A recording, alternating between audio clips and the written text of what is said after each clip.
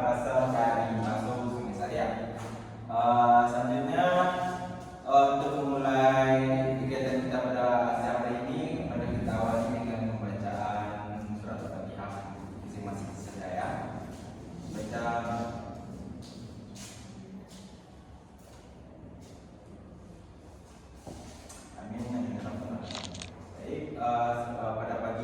Pada siang hari ini Bapak akan membahas tentang dosa besar. Itu ada dua topik. Yang pertama itu minum khamar dan yang kedua itu durhaka kepada orang tua. Yang pertama kita akan membahas mengenai minum khamar. Ada yang tahu apa itu khamar? Tahu. Nah, coba jelaskan. Yang menjelaskan akan kepada Hana itu silakan. Khamar itu adalah sesuatu yang memabukkan yang dapat menghilangkan akal manusia. Berikan nafas kepada Hana. Selanjutnya ada lagi pada salah satu silakan. Jadi kan sudah dijelaskan memabukkan dan itu adalah minuman yang diharamkan yang sudah dijelaskan dalam Al-Quran. Betul sekali. Berikan nafas lagi. Nah, Bapak sedikit perjelas lagi. Itu khamar itu secara bahasa berarti menghalangi dan menutupi. Dinamakan demikian dikarenakan khamar dapat melindungi atau menghalangi akal. Sama seperti yang dikatakan Hana tadi, dapat menghilangkan akal dan jika kita minumnya hukumnya itu haram. Lanjut. Nabi Muhammad SAW bersabda itu ada Ibnu Umar radhiyallahu anhu anna Rasulullah sallallahu alaihi wasallam qala kullu muskirin hamalu wa kullu muskirin haram. Yang artinya itu dari Umar radhiyallahu anhu yang berkata, saya tidak mau kecuali berasal dari Nabi sallallahu alaihi wasallam. Beliau bersabda, tiap-tiap yang memabukkan disebut khamar dan tiap-tiap khamar hukumnya haram. Nah, jadi khamar itu hukumnya haram dan jika kita mengkonsumsinya itu dapat menghilangkan akal kita. Lanjut, yang selanjutnya itu dampak konsumsi khamar. Seperti yang dikatakan hadis tadi, jika kita mengkonsumsi khamar itu dapat menghilangkan akal pikiran kita. Konsumsi dapat hukumnya haram. Yang pertama itu mengenai dampaknya itu melanggar larangan agama. Itu dalam surah Al-Maidah ayat 90. Bisakah ada yang membacakannya kepada Anda? Bismillahirrahmanirrahim. Ya ayyuhalladzina amanu innamal khamru wal maisiru wal ansabu wal azlamu rijsun min amali syaitan fajtanibuhu la'allakum tuflihun. Nah, yang artinya yaitu hai orang-orang beriman, sesungguhnya minum khamar, berjudi, berkorban berhala, mengundi nasi dengan panah adalah termasuk perbuatan syaitan. Maka jadilah perbuatan itu agar kamu mendapat keberuntungan. Nah, jika kita melakukan minum khamar, itu kan termasuk dalam syaitan dan juga itu akan mendapat hukuman dari Allah Taala dan maka itulah kita harus menghindarinya. Selanjutnya yaitu memicu perbuatan jahat dan lainnya. Dengan kita mengkonsumsi khamar itu akan menyebabkan kita kehilangan akal. Maka dari itu kita akan coba mencari tahu bagaimana cara kita mendapatkannya dengan menggunakan hal yang baik. Nah, terdapat dalam surat Al-Maidah ayat 91. Mereka anda bisa membacakannya? Tidak ada sama saya. Itu innama yuridu syaitanu an yuqi'a bainakum ada watal ba'da fi qamri maisiri wa yasurukum an dirillahi wa anis salawati fahal antum muttaqun. Ya, artinya itu sesungguhnya setan itu bermaksud hendak menimbulkan permusuhan dan kebencian di antara kamu lantaran meminum khamar dan berjudi itu dan menghalangi kamu dari mengingat Allah Subhanahu wa taala dan sembahyang. Maka berhentilah kamu dari mengerjakan itu. Dari ayat tersebut kita dapat mengetahui dari dampak kita melakukan minum khamar itu dapat menimbulkan permusuhan dan kebencian di antara kita karena itu menyebabkan kita kehilangan akal sehingga kita akan melakukan segala cara untuk mendapatkannya. Selanjutnya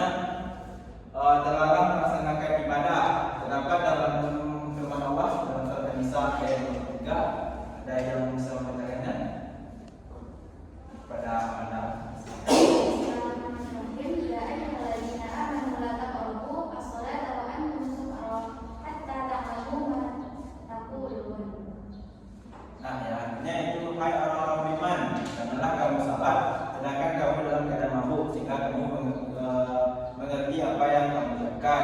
Nah, ayat ini menjelaskan kita dilarang untuk melaksanakan sholat ketika mabuk, karena saat kita mabuk itu kan kita akan kehilangan akal. Jadi apa yang kita baca itu kan tidak jelas karena kita kehilangan akal. Selanjutnya itu yang menimbulkan gangguan mental organik, yaitu meminum alkohol dapat menimbulkan gangguan mental organik, yaitu GMO, yaitu gangguan dalam fungsi berpikir. Ya, karena kita minum khamar itu atau minum miras itu dapat menghilangkan akal, dan itu bisa membuat kelumpuhan juga kalau kita minumnya terlalu banyak dosisnya. Selanjutnya itu mendapatkan sanksi.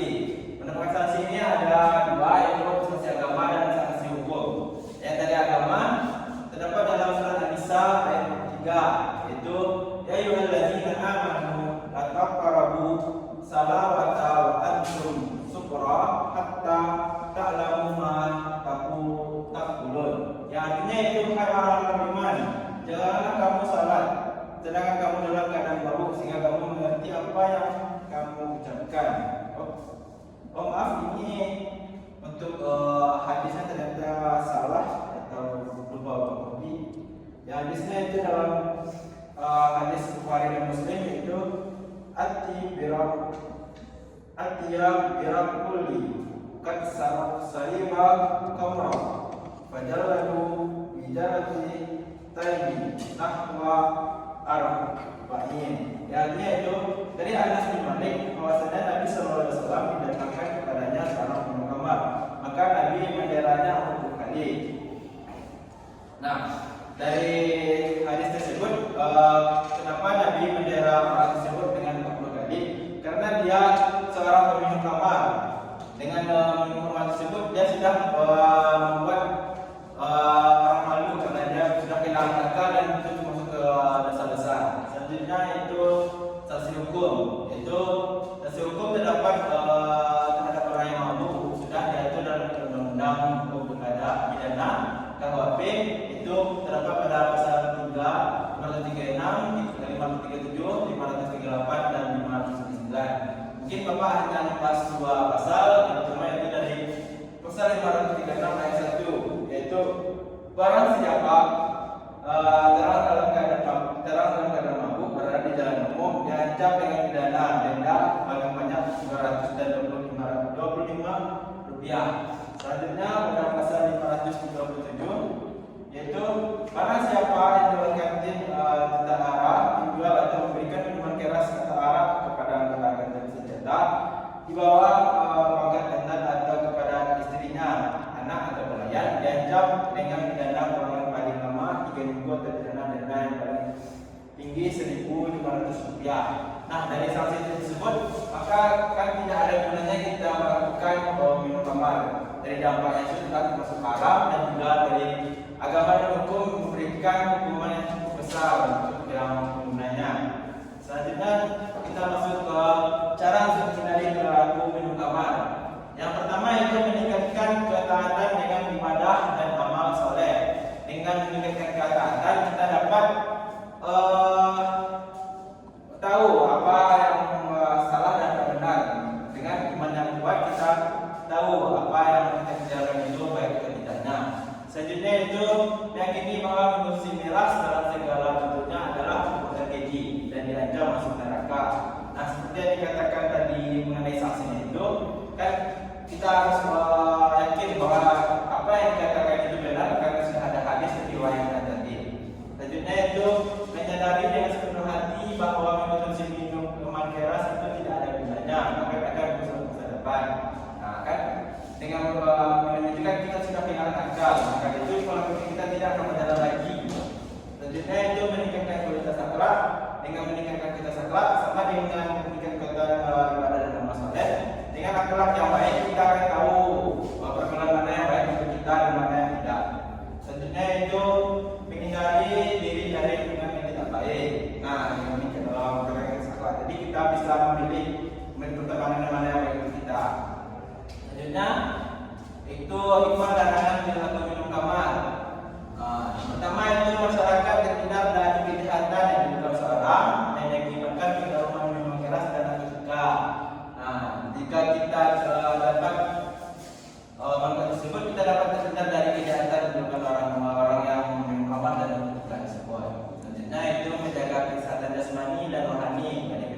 yang ditimbulkan dari pengaruh minuman keras. Nah, dari minum kemakan itu akan banyak penyakit yang terjadi pada kita. Bisa penyakit jantung dan kelumpuhan karena terlalu ketergantungan terhadap beberapa tersebut, minuman tersebut.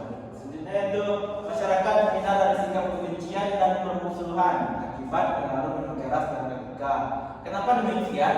Karena rasa keinginan seseorang terhadap minuman tersebut, jadi dia tidak menggunakan pola pikirnya, jadi dia bisa maling ke rumah orang atau karena dia tidak ada minum obat tersebut atau air tersebut, dia akan emosinya lebih tinggi. Jadi jika orang bersalahkan dia langsung marah tersebut. Selanjutnya itu menjaga hati agar tetap takaruk kepada Allah dan mengerjakan salat sehingga selalu percaya iman. Nah, sebelum kita masuk ke materi selanjutnya, tadi apa saja hikmah dari larangan minuman khamar? Dari kejahatan masyarakat terhindar dari kejahatan yang dilakukan yang diakibatkan dari pengaruh minuman keras dan narkotika. Jaga kesehatan jasmani dan hati dari penyakit yang ditimbulkan dari pengaruh minuman keras. Masyarakat terhindar dari sikap kebencian dan permusuhan akibat pengaruh miras. Menjaga hati agar tetap takaruk kepada Allah dan menjaga sholat. Nah, supaya lebih murah dan Anda menghafalnya, mungkin kan ini kan terlalu panjang ini. Lebih baik Anda menghafalnya lebih singkat atau mengambil poin-poinnya saja. Yang pertama yaitu masyarakat terhindar dari kejahatan yang dilakukan seseorang. Yang kedua itu menjaga kesehatan jasmani dan rohani. Yang ketiga itu masyarakat terhindar dari sikap kebencian dan permusuhan. Yang keempat itu menjaga hati agar tetap takaruk dan mengerjakan salat. Dengan menghafal seperti itu, kalian akan berubah dalam kalian apa yang maksud dari pembahasan yang kita baca tadi. Oke, selanjutnya kita masuk ke dalam materi durhaka kepada orang tua. Nah, di sini siapa yang cita-citanya ingin durhaka kepada orang tuanya? Tidak ada, Pak. Bagus. Kenapa tidak ada? Kita masuk ke materinya. Itu larangan durhaka kepada orang tua. Nah, dengan larangan ini kita akan tahu kenapa dilarang durhaka kepada orang tua. Nah, karena selanjutnya kita pergi dulu. Terdapat dalam surat Al-Ahqaf ayat 15. Bapak minta silakan pembacanya pada Amanda yang silakan. Bismillahirrahmanirrahim. Wawasaina insana biwalidayhi ihsanan hamalatu ummuhu kurhan wa wada'tuhu wa wada'tuhu kurhan wa hamluhu wa fisluhu salasuna syahra. Terima kasih. Yang artinya itu kami perintahkan kepada manusia supaya berbuat baik kepada dua orang ibu bapaknya. Ibunya mengandungnya dengan susah payah dan melahirkannya dengan susah payah pula.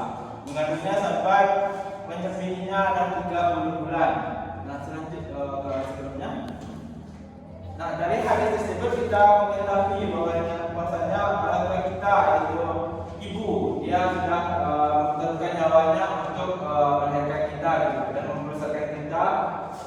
Dari seorang ayah dia memberikan keringat bulunya, memberikan hasil kerjanya untuk pada kita supaya kita tumbuh dengan baik. Jasa kedua orang tua itu terhadap anak sangatlah besar, akan tidak dapat dinilai dengan apapun. Dan kemudian seorang ibu yang memelihara dan menyusui dengan penuh kelelahan dan perjuangan. Durhaka kepada orang tua, hukum al-walidain adalah termasuk dosa besar dan tingkatannya mengiringi dosa syirik. Nah, jadi durhaka kepada orang tua itu hukumnya termasuk dosa besar dan dapat tingkatannya sama dengan dosa syirik. Silakan. Baik, sedikit lagi ya. Lanjut lagi yuk. Selanjutnya itu bentuk perbuatan durhaka kepada orang tua. Yang pertama itu mengucapkan perkataan yang merujuk tidak suka. Contoh dari perkataan itu kita kalau orang Minang biasanya mengaji nama itu. Itu dilarang karena itu termasuk membuat rasa sakit hati kepada orang tua kita. Selanjutnya berbuka masam dan cemberut kepada orang tua. Ini biasanya terjadi ketika orang tua tidak mau memberikan apa yang kita inginkan. Jadi kalau bisa, kalau ada orang tua kita tidak dapat memberikan sesuatu yang kita tidak inginkan, kita kita harus mengerti kenapa itu bisa terjadi. Mungkin karena keuangan kita sedang tidak stabil atau bagaimana. Selanjutnya itu mencela orang tua, baik secara langsung maupun tidak langsung. Mencela orang tua itu sangat tidak baik karena itu sama saja kita menamakan orang tua kita dengan teman kita sendiri. Karena mencela orang tua itu sangatlah buruk dampaknya kepada kita. Karena itu dikatanya sama dengan dosa syirik kan. Selanjutnya memandang sini kepada orang tua, yang selanjutnya menyebut mereka sebagai malu mereka sebagai orang tua. Selanjutnya memberikan orang tua dengan banyak permintaan. Selanjutnya bagi laki-laki yang sudah menikah lebih mementingkan istri daripada orang tua. Nah ini tidak boleh. Bukannya tidak boleh, tapi kita harus menyimbangi untuk mementingkan keduanya, harus sama-sama mementingkan. Tidak boleh kita hanya berhenti kepada satu pihak. Kita harus ingat juga seorang ibu itu sudah memelihara kita dari kecil dan telah bertanggung kita.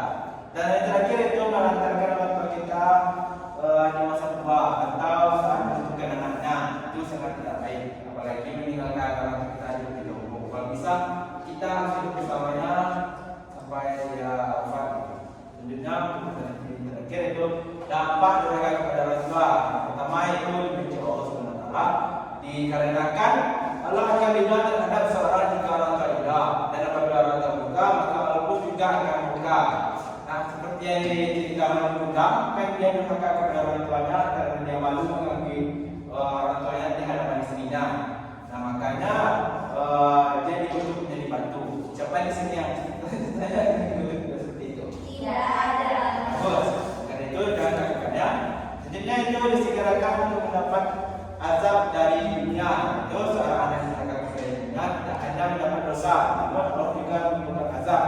Nah azab yang diberikan itu biasanya kesusahan dalam mendapatkan sesuatu yang diinginkan atau memperoleh keuangan. Karena dia kan mementingkan satu langkah orang tua yang datangkan. Itu biasanya seperti itu. Selanjutnya dalam surga itu Allah mengharapkan seorang yang durhaka kepada orang tuanya untuk masuk surga. Nah, jadi kita durhaka kepada orang tua, kita tidak bisa masuk surga dengan maka itu jangan pernah kita lakukan durhaka kepada orang tua. Dan yang terakhir itu termasuk golongan orang hina, itu orang yang mendapatkan kesempatan untuk merawat orang tua, kemudian justru mengabaikannya, maka sesungguhnya dia telah mendapatkan kehinaan.